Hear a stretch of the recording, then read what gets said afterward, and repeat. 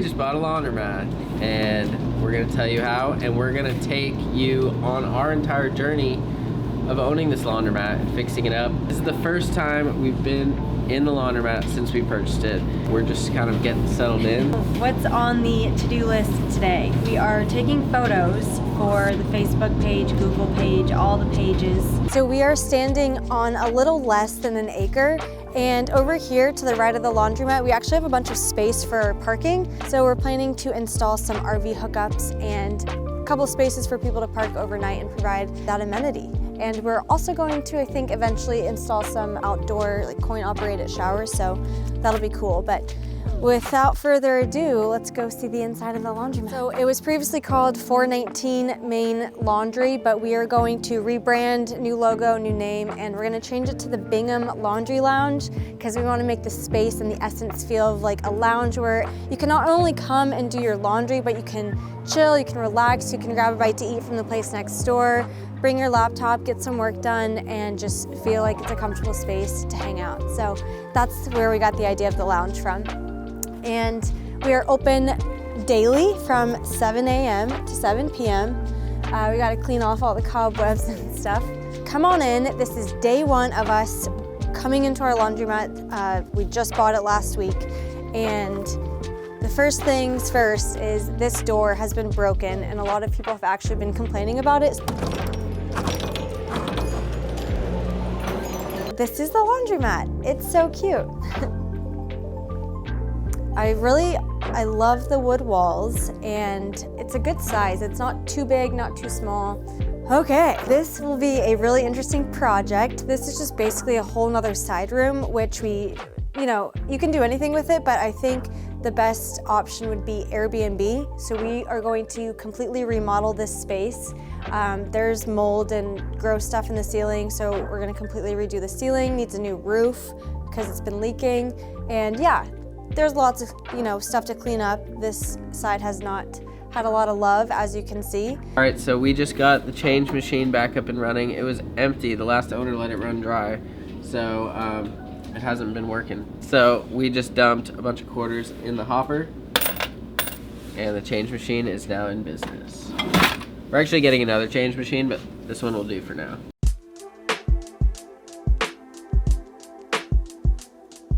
So we have 10 washers, they're speed queens.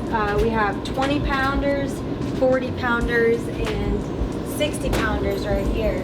14 dryers on this side. As you can see, lots of laundry going, which is great.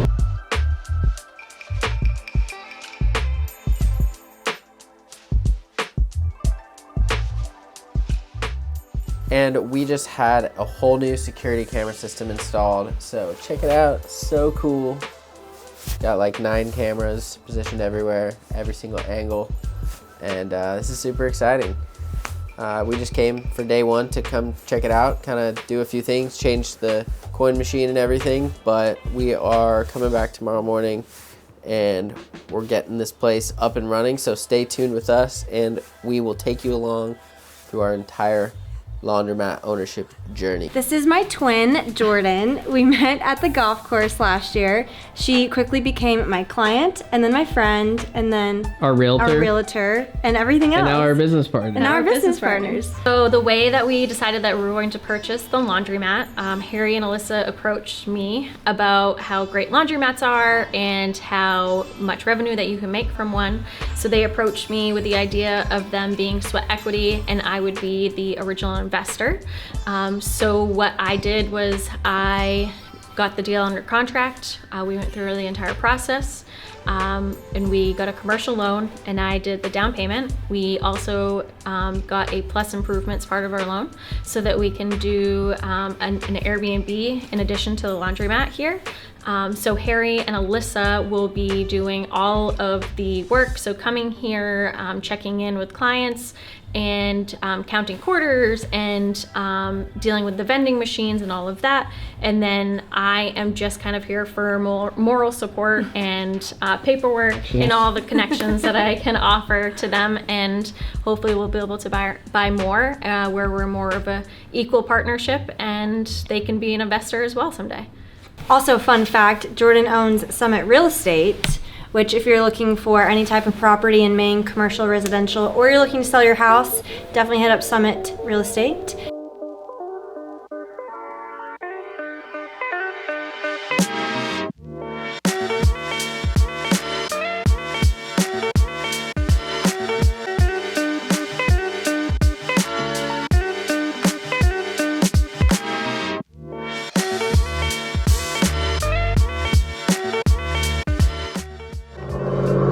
This is our new cute sign. Bingham Laundry Lounge, self-service, full-service wash and fold.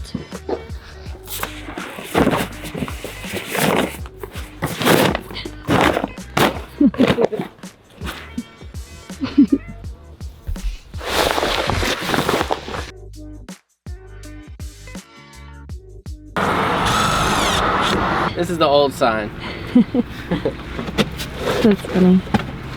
In Maine, they don't put area codes, so that would be 207.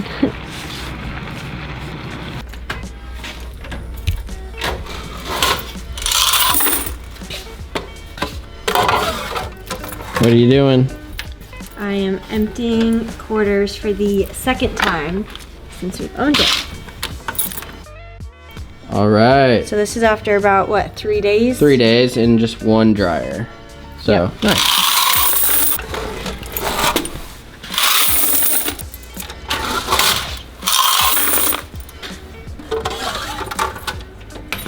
This is our bucket for about half the week.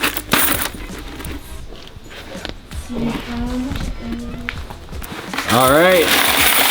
We are refilling the change machine. This is the best part. And we get to see how much money we're making. We are hanging these signs around here.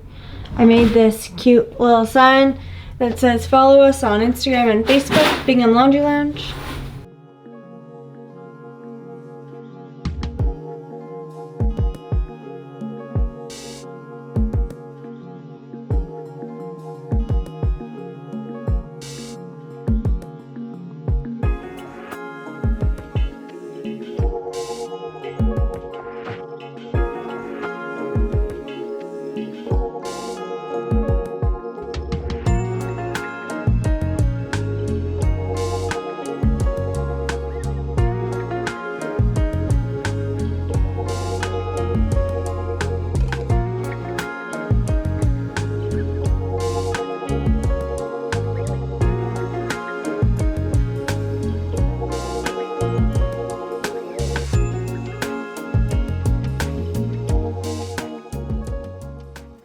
So we are here at the Laundry Basket in Bangor with Amanda, the owner, and we actually met on Facebook in a common Facebook laundromat group that we're in, and we connected over both being women-owned laundry owners here in Maine. So this is my first time visiting her laundromat. It's super awesome. Look at all these cool murals behind me that her mom did.